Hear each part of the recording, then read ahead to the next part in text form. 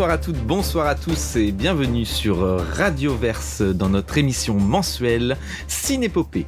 Une émission qui, comme vous vous en apercevez dès ce soir, a changé de créneau. Effectivement, Cinépopée est déplacée désormais au premier samedi de chaque mois à 18h sur Radioverse. Et pour m'accompagner, comme à chaque émission de Cinépopée, la petite histoire des grandes sagas, mon très cher ami Chris. Comment ça va, Chris ? Bonsoir, ça va très très bien. Et toi, comment tu vas ? Eh ben écoute, très bien. J'ai passé une semaine, un mois super et j'espère que le mois de mars qui nous tend les bras le sera tout autant. Alors mon cher Chris, après un mois d'absence pour Cinépopée, de quoi allons-nous parler aujourd'hui ? On ne peut pas être plus dans l'actualité ce mois-ci parce que nous allons parler des Tuches. Effectivement, nous allons revenir sur la saga des Tuches. On s'est dit, les Tuches 5 sortent, c'est peut-être le moment de donner la part belle au cinéma français. En tout cas, la part belle, on va en débattre en prenant une saga française. Et effectivement, il nous est apparu que c'est la saga des Tuches qui, en tout cas, à aujourd'hui, compte le plus d'opus dans ce genre de cinéma. Qu'est-ce que tu en penses, Chris ? Est-ce que tu vois une autre saga française qui pourrait contenir au moins 5 épisodes? Mais tu sais quoi, c'est exactement ce à quoi j'étais en train de penser. Les bronzés qui comptent 3 épisodes. On peut parler aussi des Visiteurs qui en comportent 3. Voilà, je ne sais pas. Mais en tout cas, quand on s'est dit, allez, prenons une saga française, c'est vrai que les Tuches nous est venu en tête immédiatement. Ouais, à cause de l'actualité. Mais c'est vrai, tiens, maintenant que tu dis ça, la saga française, c'est uniquement de la comédie. Ouais, exactement. C'est uniquement de la comédie et en tout cas, ce n'est pas du grand spectacle, en tout cas visuellement. Je m'entends. En tout cas, si vous pensez que nous avons tort, n'hésitez pas à nous laisser des messages et nous dire hop, vous avez oublié telle saga et cette saga est française. Et ben écoute, Chris, je te propose que l'on commence tout de suite par donner le programme à ceux et à celles qui nous écoutent. Donc effectivement, comme d'habitude, nous allons débattre autour des 5 films, car il y a 5 films. On fera un petit jeu où on se posera des questions et qui va gagner cette fois-ci, nous ne savons pas. Nous parlerons également des critiques autour de ce film. On avancera certaines théories peut-être et surtout on se demandera que deviendra la suite de cette saga. Chris, je te laisse lancer quand tu veux.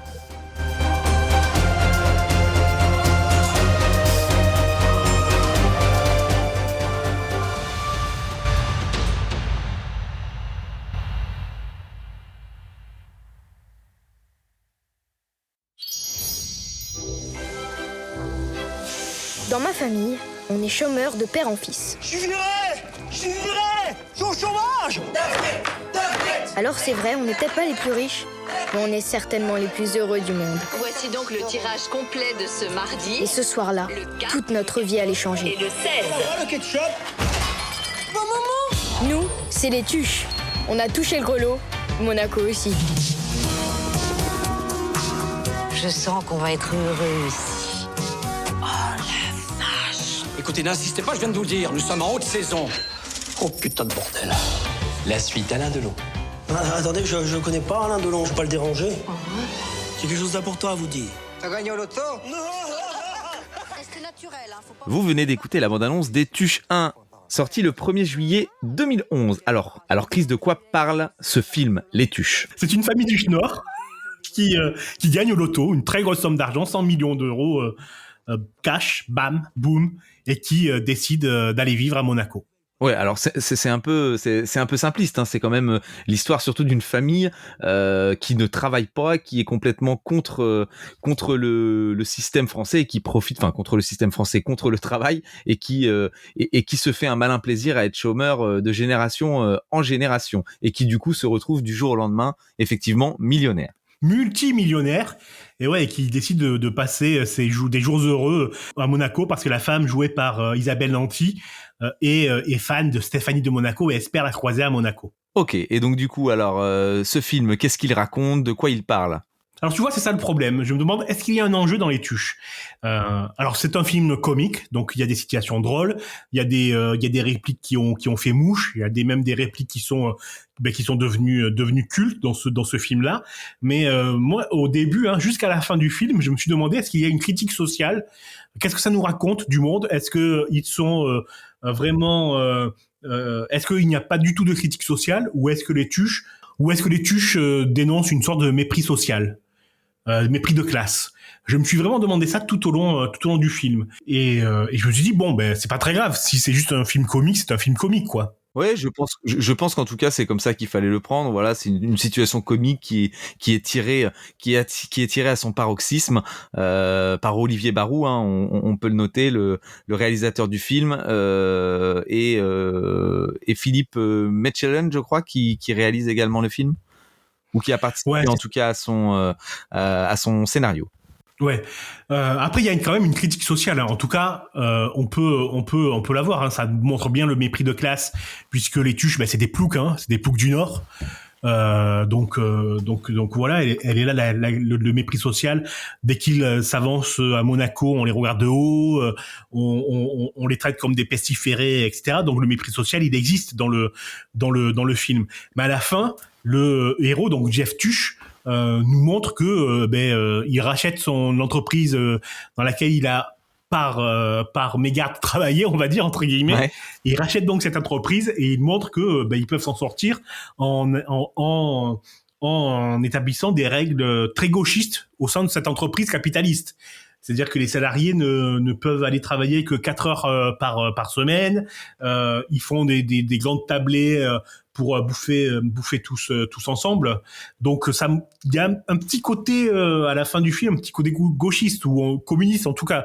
On te dit l'ouvrier, s'il détient ses moyens de production, il peut bien vivre. Oui, bien sûr, ouais, non mais complètement. Après, moi, j'aimerais insister sur un point, et là, je pense qu'on va parler plutôt de la saga plutôt que film par film, parce qu'en fait, on va vite tourner en rond, parce que à part les gags qui ne sont pas les mêmes, et l'histoire de fond, on reste quand même souvent sur le même sujet. En tout cas, on veut raconter souvent la même chose à travers ce film. Moi, j'ai quand même trouvé, même si c'est un film qui me fait beaucoup rire, où il y a beaucoup de répliques, en tout cas devenues cultes, je trouve quand même que ça reste un film qui se moque un peu d'une certaine classe sociale. Je m'explique.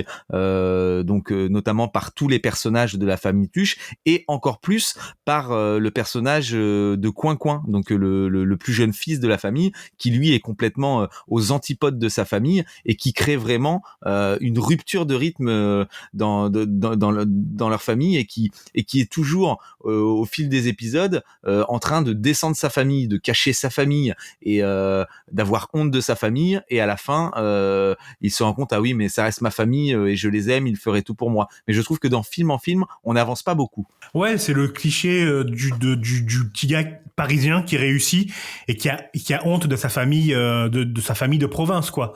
On l'a vu dans le film de Danny Boone dans lequel il joue un ersatz de Philippe Stark dont le nom m'échappe, je suis désolé, mais il cache sa famille du Nord là encore. Dans ce film-là.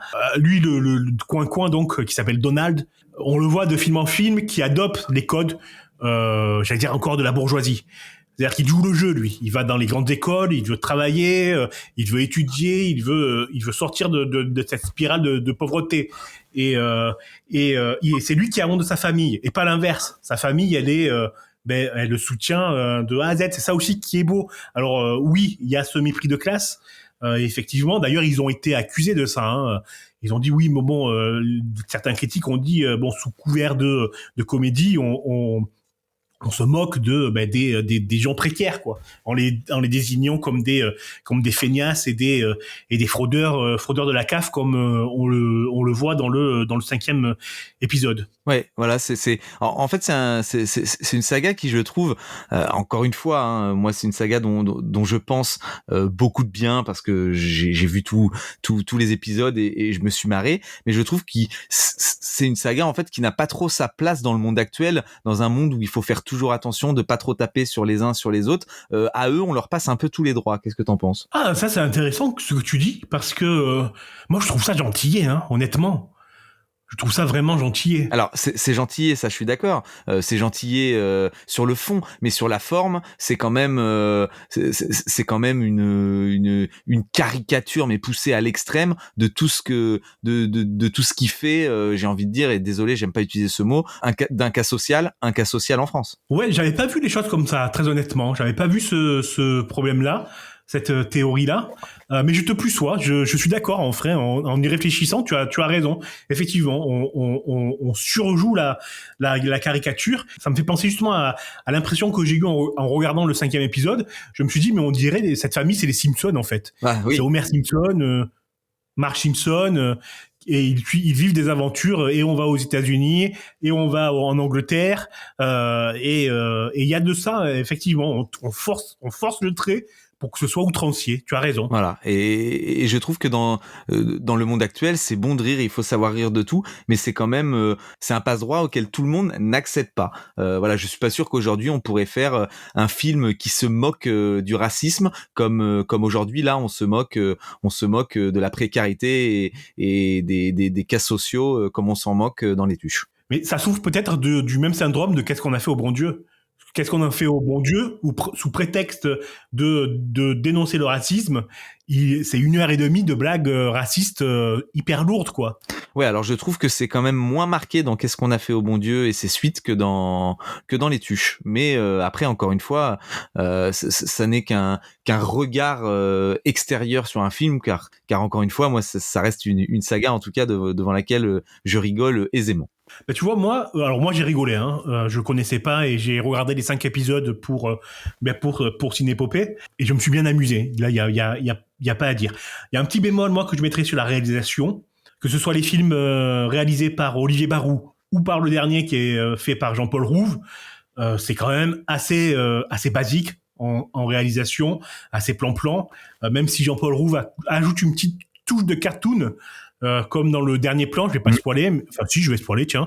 Dans le dernier plan du film, c'est la voiture qui fonce dans l'Eurotunnel et qui s'arrête pile avant que le Eurostar ne lui fonce dessus. Donc l'image est très cartoonesque. En plus, on voit des requins, des raies, etc. Donc c'est très très cartoonesque. À part cet aspect-là, tout le reste est filmé avec des charentaises aux pieds, quoi. Ouais, bien sûr. Et je reprends un peu ce que tu disais, notamment sur le côté cartoonesque, et tu faisais tout à l'heure un distinguo et un parallèle un peu avec une image de la famille Simpson. Et effectivement, hein, c'est ce qu'on peut lire un peu partout, que c'est un peu une photographie, en tout cas humaine, de la famille Simpson. Mais quand tu regardes un épisode ou même plusieurs épisodes des Simpsons, on a quand même vraiment un vrai message sociétal derrière chaque épisode des Simpsons. Aujourd'hui, quand on regarde Les Tuches, on ne cherche pas de message, en tout cas sociétal.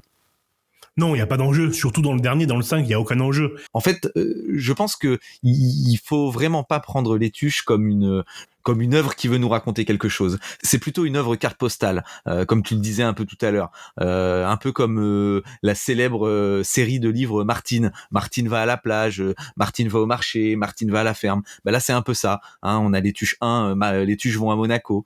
On a Les Tuches 2, Les Tuches vont aux États-Unis. Les Tuches 3, Les Tuches vont à l'Élysée.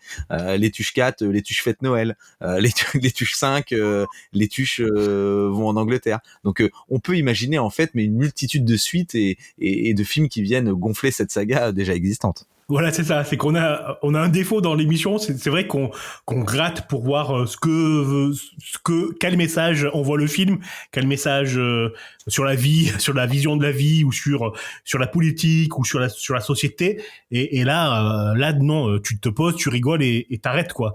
Oui, voilà, c'est ça. Tu poses ton cerveau, tu débranches et il faut vraiment pas réfléchir. Mais c'est vrai que le but de Cinépopée, c'est aussi de faire, d'essayer de creuser, de trouver une image de ce que peut représenter une œuvre. Aujourd'hui, c'est vrai que sur cette émission-là, on a voulu mettre une saga française à l'honneur, et notamment Les Tuches, puisque ça reste une saga qui explose, en tout cas. Écoute, je te propose qu'on passe directement à la partie critique.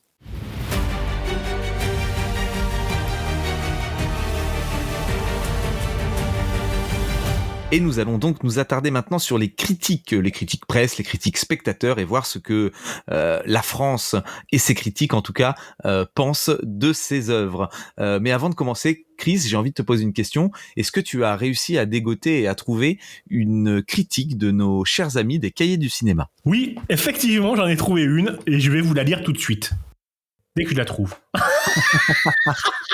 Je note quand même qu'ils ont mis 3 étoiles, hein. C'est rare pour un film français populaire qu'ils aient mis 3 étoiles. C'est ça. Et leur critique, donc écrite par Mathilde Gasset, dit ceci: « Ce pourrait être cela, le comique à la tuche, sans complexe ni prétention, ne jamais chercher la juste dose.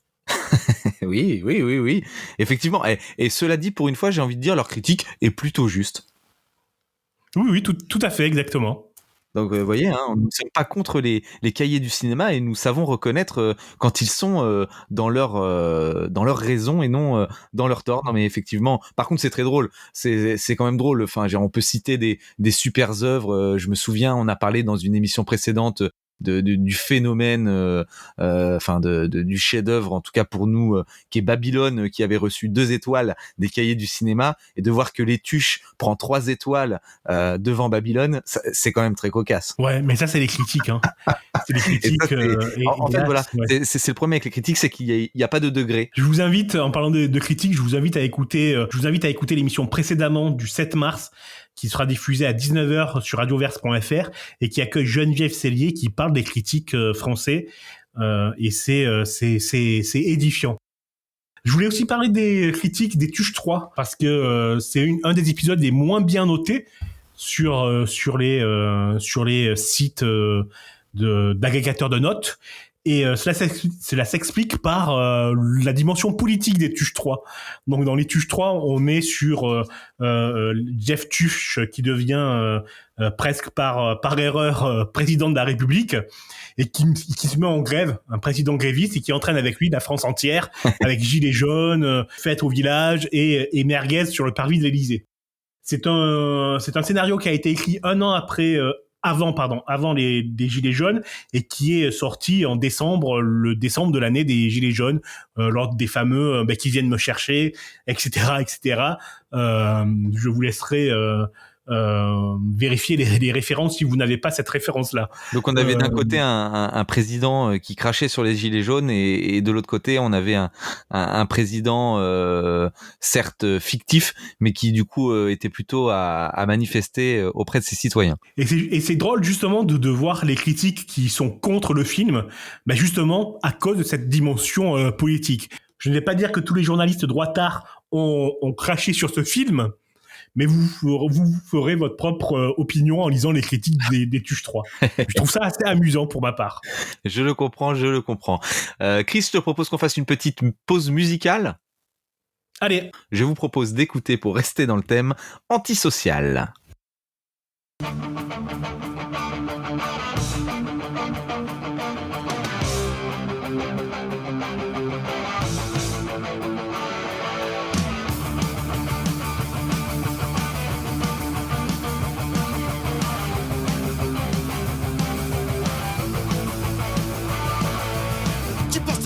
Pour payer ta pire tombale, tu masques ton visage en lisant ton journal.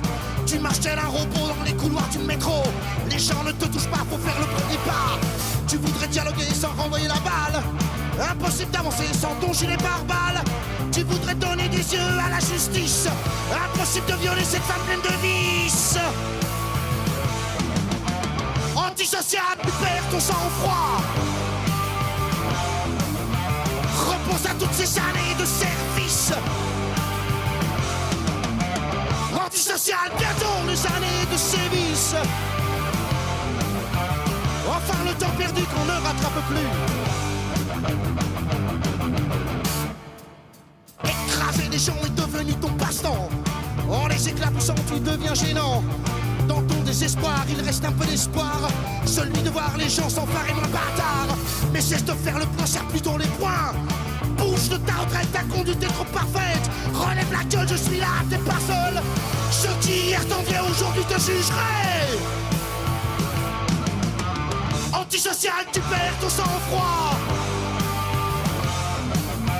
Repense à toutes ces années de service. Antisocial, bientôt les années de sévices. Enfin le temps perdu qu'on ne rattrape plus. Qu'on ne rattrape plus.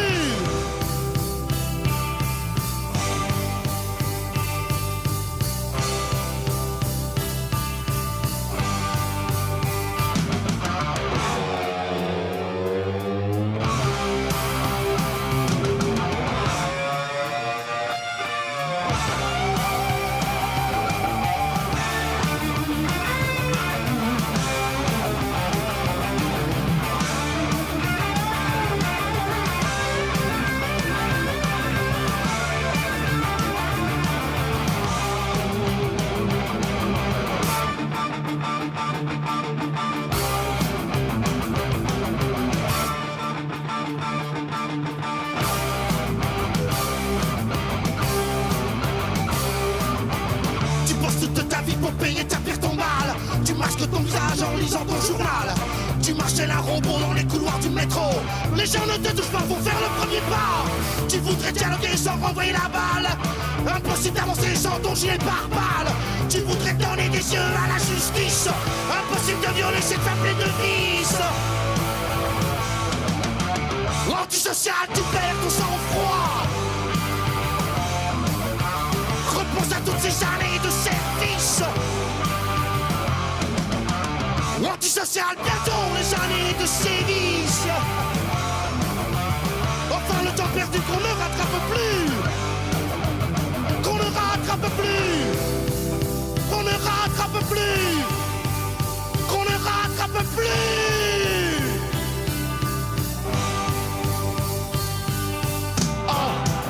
Antisocial, antisocial, antisocial, antisocial, antisocial,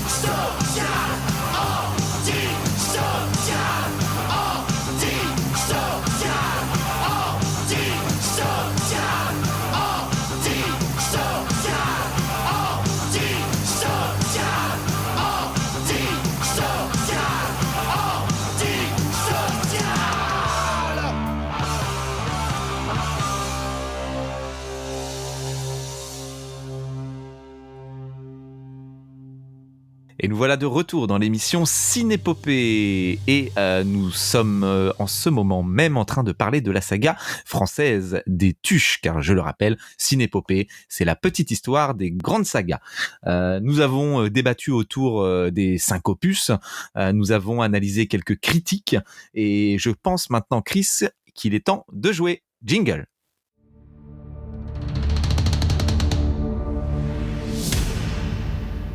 Allez, on va jouer, on va se poser chacun 3 questions et celui qui a le plus de bonnes réponses remporte la partie. Je rappelle que je dois avoir 1 point depuis l'existence de Cinépopée et Chris doit en avoir à peu près 6 ou 7. Chris, est-ce que tu peux me laisser gagner cette fois ? D'accord. Ah, ça c'est gentil. Parce que je te rappelle que c'est mon émission, donc à tout moment, si tu ne fais que gagner, je peux aussi te dire... casse-toi. Ok, d'accord. Après, cela dit, j'ai envie de dire, si je suis tout seul, ce sera peut-être un peu moins drôle. Donc non, je n'irai pas jusque-là. En attendant, pas tant que je ne t'aurai pas trouvé un remplaçant ou une remplaçante, bien évidemment. Allez, c'est parti. Je te propose de commencer avec la première question et je te laisse l'honneur. Place à l'âge. 1,5, 4,6, 5,7, 2,4, 1,8. Bah ça c'est ça ma question. C'est des notes. C'est les notes respectives presse des films. Non, pas du tout. C'est des coordonnées. Non plus. Bah je ne sais pas. Alors qu'est-ce que ça peut être ? Mets-moi sur la voie. Alors là je t'ai dit 1,5, 4,6. J'aurais peut-être mieux dit 1 500 000, 4 600 000, ah oui. 5 700 000. 2 400 000, 1 800 000. Ah oui, non, mais attends, c'est de la triche. C'est le nombre d'entrées qu'on fait chaque épisode des Tuches. Oui, exactement. Oui, bonne réponse. Non, dit comme ça, c'est un petit peu plus facile. Donc, tu m'excuseras, mais je vais m'accorder le point, car ta question était très très mal posée. En sachant que 1,8, donc 1,8 million, c'est pour le Tuche 5, mais c'est au moment où on enregistre l'émission. Ça va sans doute augmenter encore. Ouais, mais je crois que ça fait quand même un pas si bon démarrage que ça par rapport aux précédents opus, non ? Mieux que le 1, mais moins bien que le dernier. Ok. Que le 4. Moi, je vais te poser une question très simple. Les Tuches 11, on l'a dit. Les Tuches 11. Ça, celle-ci, tu peux la laisser. Les Tuches 1, pardon, excusez-moi, ça y est, on est déjà à la saga 11. Les Tuches 1 sont sortis le 1er juillet 2011, un vendredi plus exactement. En quoi cette date est exceptionnelle, particulière, et pourquoi les producteurs se sont battus, et les réalisateurs aussi également se sont battus pour que ce film sorte à cette date-là, précisément, alors qu'habituellement les films français sortent toujours un mercredi. Je le sais, mais je il va marquer un point, je t'écoute. C'est à cause de l'anniversaire de Stéphanie de Monaco. Ah, pas du tout. Alors là, là, je suis très content, tu te plantes, mais alors totalement. Oh zut alors. Alors c'est à cause de l'anniversaire de Albert de Monaco. Non, alors en fait c'est exactement à cette date-là que se sont mariés Albert et Charlène de Monaco. C'est un anniversaire de mariage, ça n'est pas un anniversaire, Chris. Ah, moi, c'est pareil. Quoi. Eh non, c'est pas pareil. Tu ne marques pas de points. Je t'ai dit que j'allais gagner cette fois-ci. Ah, moi, les Tuches 1 sont sortis un vendredi 1er juillet 2011. Et pourquoi pas un mercredi? C'est réellement ta question? Je te jure, c'est ma question. Vous connaissez la règle, mes chers auditeurs, chères auditrices. Nous avions la même question, pas avec la même réponse visiblement. Alors il faudra aller se renseigner pour savoir qui avait raison et vous nous laisserez un message. C'est toi. Bon bah écoute, on annule le point et effectivement pas de point ni pour l'un ni pour l'autre. À moi pour ma deuxième question. Attention, tiens-toi prêt. Es-tu prêt? Oui. Roquebune, Cap Marin, Cassis, Savary-sur-Mer, Salins de Giraud. Que signifient ces 4 communes? Alors, ce sont les villes de tournage? Oui, exactement, mais encore, est-ce que tu peux agrémenter ta réponse? Ben, c'est Bouzolles. C'est les villes, les vraies villes et villages où Bouzolles, la ville imaginaire des Tuches, est censée avoir lieu. C'est bien ça? Alors, ce n'est pas que Bouzolles. Je vais t'accorder le point quand même, et ce n'est pas que Bouzolles. Effectivement, Bouzolles est un village fictif, et donc toutes les scènes de Bouzolles ont été tournées à Salins de Giraud. Par contre, pour les 3 autres, Cap-Brune, Cap-Marin, Cassis et Savary-sur-Mer, c'est là où ont été tournées les scènes de Monaco. Et pourquoi pas à Monaco? Parce que les réalisateurs et la production n'ont absolument pas eu les autorisations pour avoir le droit de tourner réellement dans les rues de Monaco. Ah bah tiens, très bien, je savais pas. Allez, je te mets quand même le point et ça nous fait 1 partout. Je t'écoute pour ta 3e et dernière question. Ouais, ma 3e question, c'est une citation.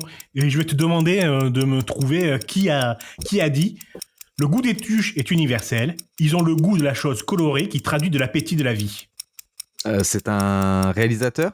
Non. Un acteur? Actrice. Actrice, plus exactement. Une actrice qui a joué dans le film? Tout à fait. Isabelle Nanty. Tout à fait. Bonne réponse. Tout à fait. Je suis content. 1 point de plus pour moi.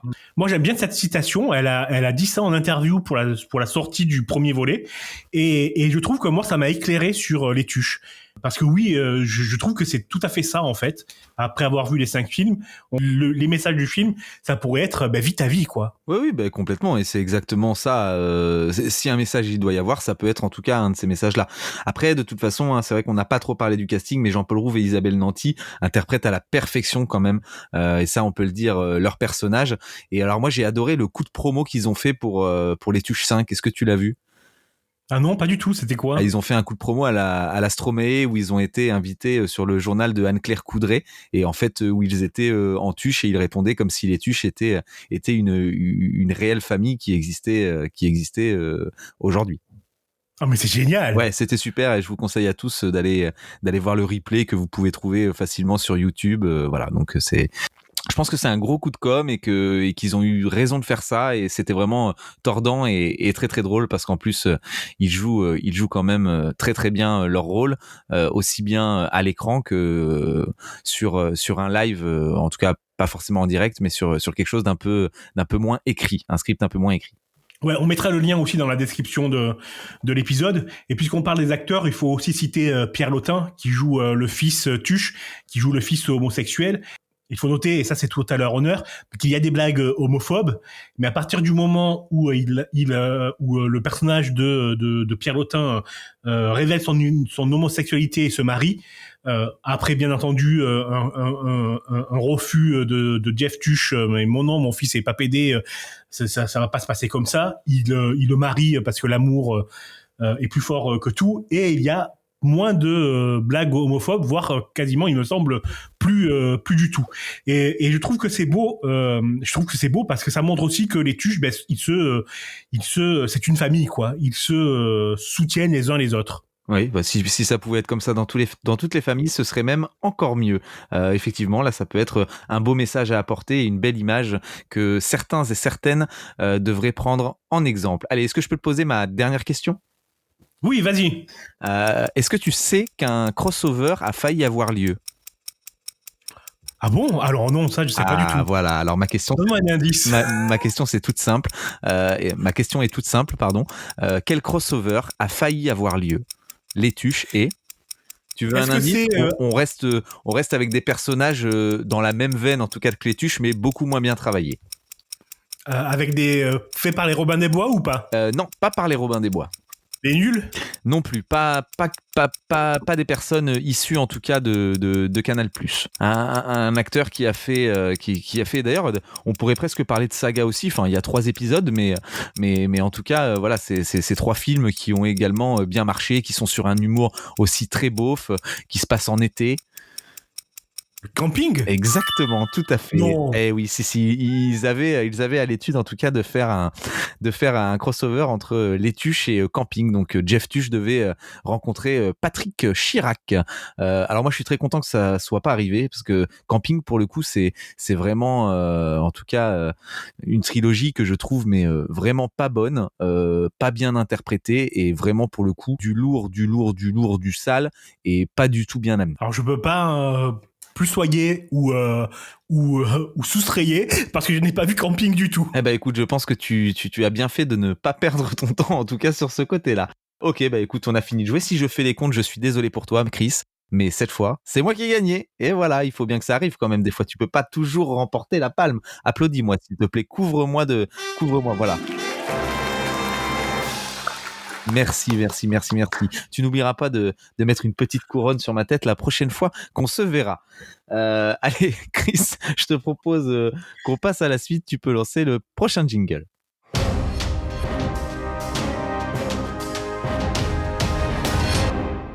Les scènes cultes, vous le savez, on aime bien ensemble aborder une scène qui nous a marqué dans le film, donc une scène humoristique, une scène larmoyante, une scène affligeante.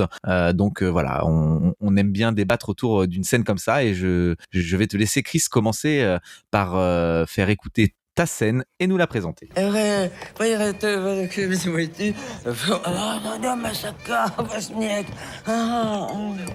Donc voilà, je crois que c'est le rôle le plus facile du cinéma français depuis qu'il est né. Je crois qu'elle a pas dû apprendre son texte, hein. C'est n'importe quoi et c'est drôle. Oui, elle a pas eu besoin, hein. Le gros boulot dans ce rôle-là, en tout cas, c'est surtout pour ceux qui créent les sous-titres. Oui, voilà, et basta. Je sais pas si on leur a donné le texte ou si on leur a dit bon ben inventez ce que vous voulez, de toute façon tout ira, rien ne sera mauvais. En tout cas, voilà, c'est vrai que ce personnage de Mamie Suze est quand même très bien interprété. Encore une fois, le casting de toute façon est très bon et plutôt drôle. Ouais, on a oublié de citer Sarah Stern, tiens, j'y pense, mais qui joue la fille mi-bébête et mi-influenceuse, qui est aussi très très très très bonne dans son jeu. Mais c'est vrai, mais de toute façon, hein, on l'a dit, hein, mais en tout cas tous les acteurs sont bons et ça on ne peut pas l'enlever au film. Alors c'est quoi ta scène du coup ? Alors ma scène, moi, elle est toute simple. C'est une scène qui toi, je suis sûr, t'agace au plus haut point. Je vous laisse l'écouter. On avait 15 cartes. Comment on a pu les perdre ? Tu peux payer une carte, pas 15. Tu peux payer 2 cartes, pas 15. Tu peux payer 3 cartes, ah rigole, tu peux payer 3 cartes, oui. pas 15. Oui. T'es d'accord avec moi ? Oui. Tu peux payer 4 cartes, c'est vrai, c'est pas arrivé, tu payes 4 cartes, mais pas 15. T'es d'accord ? Tu peux payer 5 cartes, pas arrivé, tu payes 5 cartes, pas 15. Tu peux payer 6 cartes, tu peux les payer 6 cartes, mais pas 15, non. Tu peux payer 7 cartes, mais pas 15. On va me faire les 15. Et c'est la scène des 15 cartes. On peut perdre une carte, mais on peut pas perdre 15 cartes. En fait, je trouve cette scène exceptionnelle. Exceptionnelle parce que moi, je me souviens quand j'ai vu ce 2e épisode au cinéma et que Jean-Paul Rouve commence à déblatérer son texte et à nous dire on peut perdre une carte, mais pas 15. On peut perdre 2 cartes, mais pas 15. À aucun moment, on se dit il va aller au bout des 15 sur 15. Et si.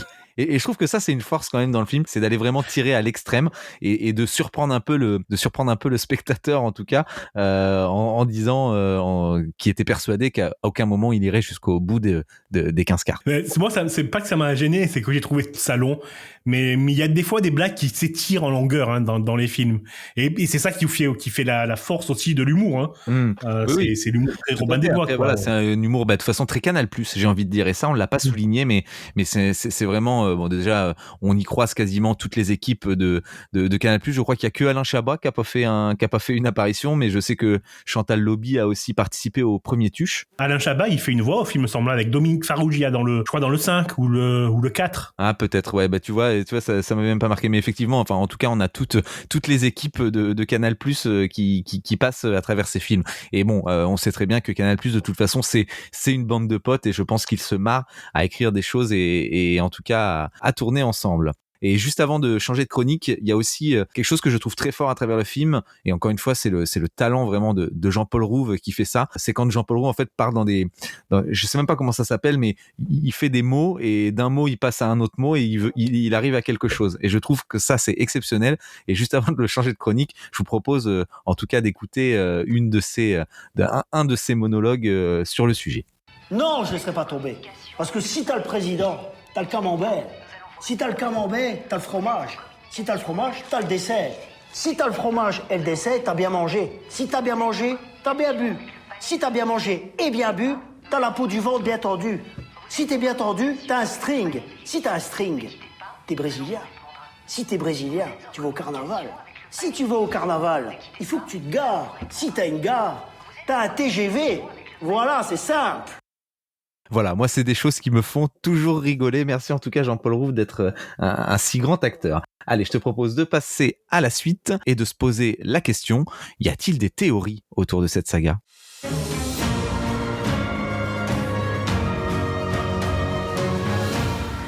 Alors je te pose la question, Chris. A-t-on des théories autour de la saga des Tuches 6 ? A-t-on des théories autour de la saga des Tuches ? Bah écoute, je n'ai pas trouvé. Alors moi j'ai pas trouvé une théorie, mais j'ai trouvé une information que je ne connaissais pas et qui m'a fait sourire, et je me suis dit j'ai envie de vous la partager. Est-ce que tu savais que le film Les Tuches, le premier, est en partie basé sur une histoire vraie ? Ah non, je ne savais pas. Voilà, et c'est ce que raconte en tout cas Philippe Mechelen, l'un des scénaristes. En 2018 sur BFM TV, il révèle que c'est inspiré d'une famille de Franconville, dans le Val d'Oise, qui avait remporté 75 millions d'euros à l'Euro-Million en 2005 pour écrire Les Tuches. Et la famille était partie par la suite s'installer à Monaco, et le scénariste dit qu'il avait trouvé ça étrange et qu'il aurait adoré être une petite souris pour savoir ce qu'une famille d'une classe sociale assez basse qui remporte 75 millions d'euros et qui va s'installer à Monaco pourrait faire de son argent. Ah oui, mais non, je savais pas du tout que ça partait de cette histoire-là. Et effectivement, c'est intriguant. Voilà, c'est intriguant, et en tout cas, il en a fait un film à succès et qui a connu derrière 4 suites. Voilà, c'est tout pour les théories, et on va justement passer maintenant, en parlant de suite, à la chronique What's Next ?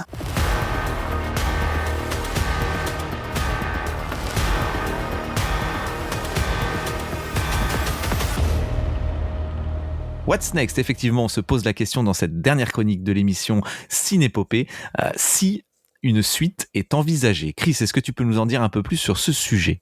Eh bien, j'avoue, James, mea culpa. C'est une question que je ne me suis pas posée, et du coup, je n'ai absolument pas de réponse. Donc, je te renvoie la balle, parce que je sais que toi, tu travailles mieux les émissions que moi. Eh ben, écoute, je l'attrape au vol, et je te mets un smash en pleine tête, et effectivement je vais te répondre que j'ai travaillé sur le sujet, et qu'effectivement, même si rien n'est encore acté, aujourd'hui un Tuche 6 est déjà dans les tuyaux. C'est ce qu'indique en tout cas Jean-Paul Rouve, et il serait dans les tuyaux. Mais par contre, pour ce qui est de l'histoire, Jean-Paul Rouve imaginerait plus faire travailler les fans en fait de la saga, et s'appuierait en fait sur plein d'idées, et donc il n'exclut pas d'un moment, en tout cas sur des sites de fans des Tuches, de faire un sondage, que tout le monde donne un peu ses avis et ce que pourraient vivre les Tuches à travers leur vie, et qu'ils s'inspireraient de ça pour faire un 6e film. Ah, c'est pas mal comme idée. C'est une très bonne idée. Après, rien n'est encore fait. C'est Isabelle Nanty, je crois, qui a réagi à ça en disant oui, enfin, faut faire attention parce que tout ne sera pas forcément bon à prendre. Et elle a bien raison. Ok, top. Chris, est-ce que tu as autre chose à nous dire sur les Tuches, ou est-ce que tu en as fini là ? Non, juste si vous ne connaissez pas et si vous voulez vous amuser et passer un très bon moment, faut aller voir. Exactement, parce qu'on a été un peu critique en début d'émission sur cette saga, mais ça reste quand même une saga devant laquelle on rigole, avec un humour complètement décapant et décalé. Donc effectivement, on va quand même vous conseiller cette saga, notamment pour le casting qui, on le redit, est éblouissant à travers les 6 épisodes. Juste avant de se quitter, j'ai juste envie de te demander, Chris, quelle est ta réplique culte dans les Tuches ? Des frites, des frites, des frites. Ah, mais ça, on comprend le gourmand que tu es. Ok, très bien. Eh ben, écoute, moi, j'ai envie de te dire que je vais pas faire très original, mais en tout cas, et on va se quitter sur ces belles paroles. Moi, ma réplique préférée, c'est Tuche avec un T comme t'es là. T'es là ou t'es pas là? Tuche avec un T comme Tuche. Et je trouve encore une fois que le génie de Jean-Paul Rouve, il fait pour beaucoup. Chris, je te dis à dans un mois pour un cinépopée centré sur Pirates des Caraïbes. Tout à fait. L'industrie Disney, il y aura plein de choses à découvrir et à apprendre, notamment sur la suite de la saga, car des infos sont sorties récemment, donc ne loupez pas l'épisode du mois prochain, qui sera diffusé le 1er samedi d'avril à 18h sur Radioverse. Chris, je te dis à bientôt, chers auditeurs, chères auditrices, on vous embrasse très fort. Allez, à dans un mois, et n'oubliez pas, Cinépopée, la petite histoire des grandes sagas. Et moi, c'est Tuche, avec un T, comme t'es là. T'es là. T'es là ou t'es pas là? T'es pas là? Bah, où t'es que t'es? Où c'est que t'es? T'es pas là? T'es pas là? Où c'est que t'es là? T'es là. T'es là ou t'es pas là avec un T, comme Tuche, comme t'es là. Tuche, t'es là. Bien sûr.